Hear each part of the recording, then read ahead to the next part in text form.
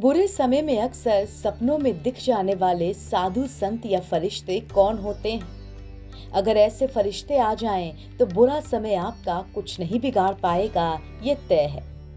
दोस्तों, अक्सर कई लोग किसी दुर्घटना में जीवन या मौत के बीच झूल रहे होते हैं या उनका घर किसी बड़ी मुसीबत या अनहोनी से गुजर रहा होता है, तो वो ऐसा दावा करते हैं कि उनके सपने में या अवचेतन अवस्था में साधु संत जैसे महात्मा और फरिश्ते कुछ क्षण के लिए आते हैं और फिर चले जाते हैं। लेकिन खास बात ये होती है कि उनके आते ही कुछ दिनों के अंदर ही वो व्यक्ति मुसीबत से बाहर आ जाता है या फिर सामान्य जीवन जीने लगता है।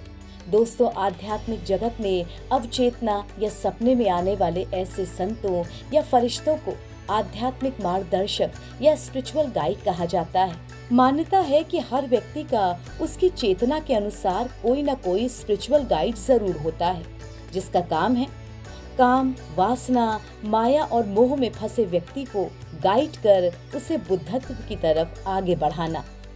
उसी तरह से मनुष्य योनि में आया है, उसको निम्न योनि में गिरना कम संभावना होती है, लेकिन वो इतना ही मनुष्यतर हो जाता है, आकि पशुवत काम व्यवहार हो जाता है, तो वह लाखों में कोई एक पशु योनि फिर चला जाता है 84 में भरम। नहीं तो मनुष्यत्व जो है अंतिम उपलब्धि है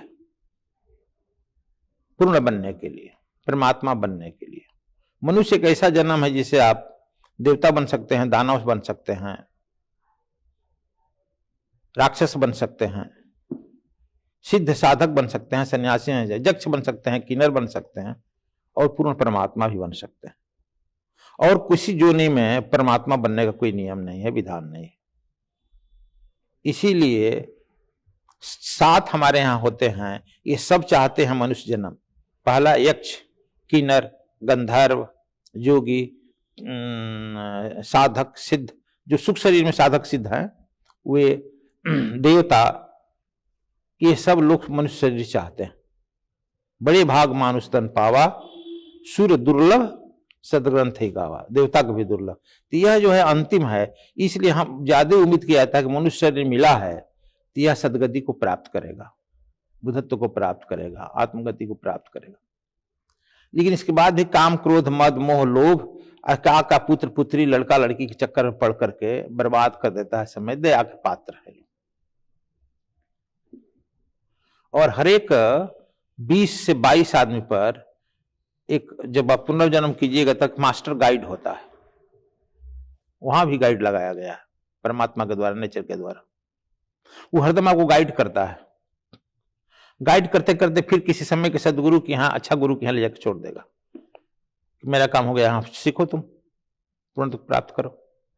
यदि आप शरीर छोड़ते हैं, नहीं फिर किए, भाग गए वहां, तो गाइड आपको ही ले जाता है। इसलिए भेजा गया था आपको। तो हम अपने पूर्व जन्म सबसे पहले आपको गाइड से मिलवाते हैं कि देखो गाइड कौन तुम्हारा है। उससे पहले तो मिलो, परिचय तो कर लो। जन्म जन्म से आपका इंतजार कर रहा है। हर 20, जैसे ही आप जो है उस गाइड से ऊपर हो जाइए, जैसे केजी क्लास 5 क्लास हो जाएगा तो मास्टर बदल जाएगा। उस समय जब जैसे जैसे आपका स्तर बदलेगा, गाइड भी बदलते चला जाएगा। अब जैसे बुद्ध और महावीर गए, ये लोग उस अपर क्लास के गाइड में चले गए, वहां भी लोग देख रहे हैं वही काम। दोस्तों, एक आध्यात्मिक मार्गदर्शक या स्पिरिचुअल गाइड वो सूक्ष्म ऊर्जा है जो आपको अपने जीवन के वास्तविक अर्थ, ईश्वर के साथ संबंध और आंतरिक शांति को खोजने में मदद करती है। ये अलौकिक शक्ति आपको समस्याओं के सीधे जवाब देने की बजाय आपके भीतर छुपे सत्य को सुनने और सही दिशा चुनने में सक्षम बनाती है। ये अलौकिक शक्ति आपको समस्याओं के सीधे जवाब देने की बजाय आपके भीतर छुपे सत्य को सुनने और सही दिशा चुनने में सक्षम बनाती है।